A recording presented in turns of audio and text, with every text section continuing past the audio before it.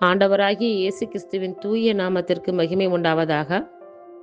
மத்தேயு எழுதிய சுவிசேஷம் 7ஆம் அதிகாரத்தில் உள்ள வசனங்களை நாம் இப்போது தியானிக்கப் போகிறோம்.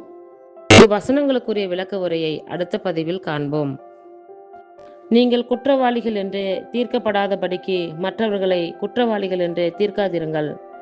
ஏனெனில் நீங்கள் மற்றவர்களை தீர்க்கிற தீர்ப்பின்படியே நீங்களும் தீர்க்கப்படுவீர்கள். நீங்கள் மற்றவர்களுக்கு அளக்கிற அளவின்படியே உங்களுக்கும் அளக்கப்படும். நீ உன் கண்ணில் இருக்கிற உத்திரத்தை உணராமல் உன் சகோதரன் கண்ணில் இருக்கிற துரும்பை பார்க்கிறதென்ன? இதோ உன் கண்ணில் உத்திரம் இருக்கையில் உன் சகோதரனை நோக்கி, நான் உன் கண்ணில் இருக்கும் துரும்பை எடுத்து போடட்டும் என்று நீ சொல்வதெப்படி? மாயக்காரனே, முன்பு உன் கண்ணில் இருக்கிற உத்திரத்தை எடுத்து போடு, பின்பு உன் சகோதரன் கண்ணில் இருக்கிற துரும்பை எடுத்து போட வகை பார்ப்பாய். பரிசுத்தமானதை நாய்களுக்கு கொடாதேயுங்கள், உங்கள் முத்துக்களை பன்றிகள் முன் போடாதேயுங்கள். போட்டால் தங்கள் கால்களால் அவைகளை மிதித்து திரும்பிக் கொண்டு உங்களை பீறி போடும்.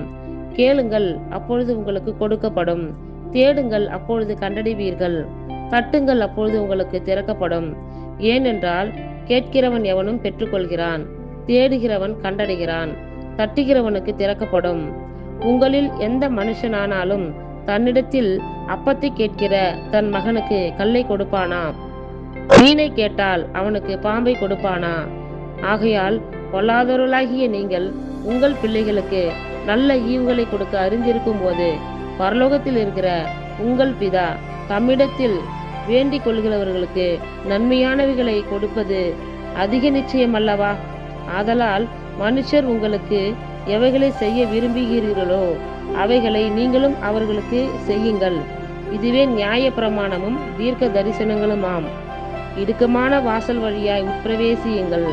கேட்டுக்கு போகிற வாசல் விரிவும் வழி விசாலமுமாய் இருக்கிறது, அதன் வழியாய் பிரவேசிக்கிறவர்கள் அநேகர்.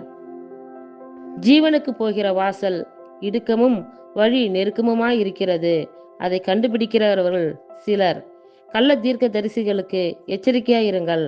அவர்கள் ஆட்டுத்தோலை போர்த்து கொண்டு உங்களிடத்தில் வருவார்கள், உள்ளத்திலோ அவர்கள் பட்சிக்கிற ஓநாய்கள்.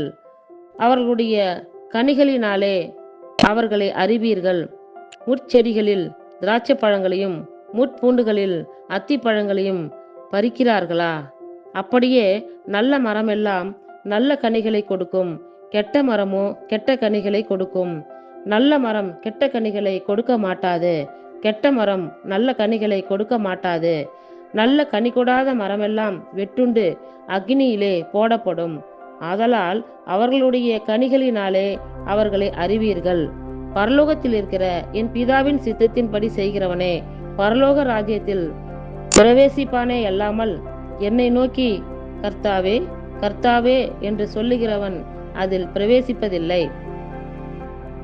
அந்நாளில் அநேகர் என்னை நோக்கி, கர்த்தாவே கர்த்தாவே, உமது நாமத்தினாலே தீர்க்க தரிசனம் உரைத்தோம் அல்லவா? உமது நாமத்தினாலே பிசாசுகளை துரத்தினோம் அல்லவா?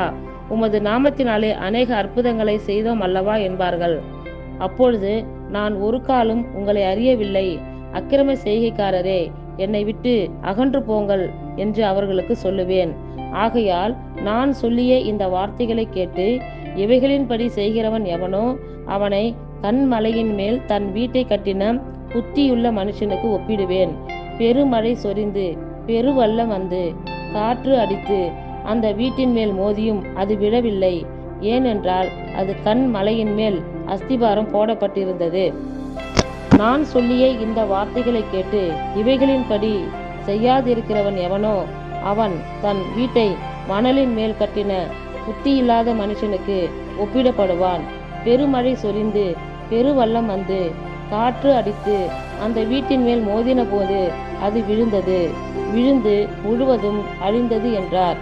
இயேசு இந்த வார்த்தைகளை சொல்லி முடித்தபோது அவர் வேத பாரகரை போல் போதியாமல் அதிகாரமுடையவராய் அவர்களுக்கு போதித்தபடியால் ஜனங்கள் அவருடைய போதகத்தை குறித்து ஆச்சரியப்பட்டார்கள்.